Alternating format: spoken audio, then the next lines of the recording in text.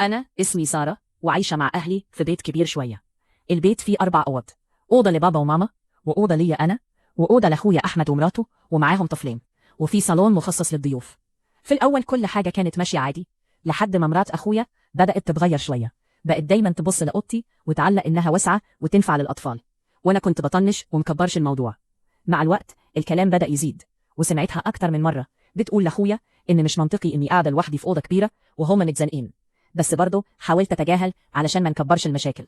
لحد ما في يوم اخويا قالها لي في وشي بشكل مباشر: انت كده كده هتتجوزي وتمشي، سيبي الاوضه للعيال من دلوقتي. اتصدمت من طريقته، وقبل ما ارد لقيت مراته داخله في الكلام وبتقول: ما تكبريش الموضوع، احنا اولى بالاوضه. الكلام ده وجعني جدا، حسيت اني فجاه بقيت غريبه في بيتي، وان اوضتي اللي عايشه فيها من سنين بقت مش من حقي.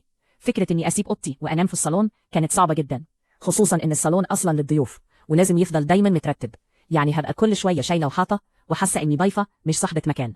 طول اليوم وانا بفكر اروح اقول لبابا ولا اسكت. انا عارفه كويس ان بابا لو عرف مش هيسكت، وممكن الموضوع يكبر جدا ويوصل انه يطرد اخويا ومراته من البيت، وساعتها ممكن اخسر اخويا ويحصل مشاكل كبيره في العيله. وفي نفس الوقت لو سكت هبقى انا اللي بتظلم وبتنازل عن حقي وعايشه مكسوره في بيتي.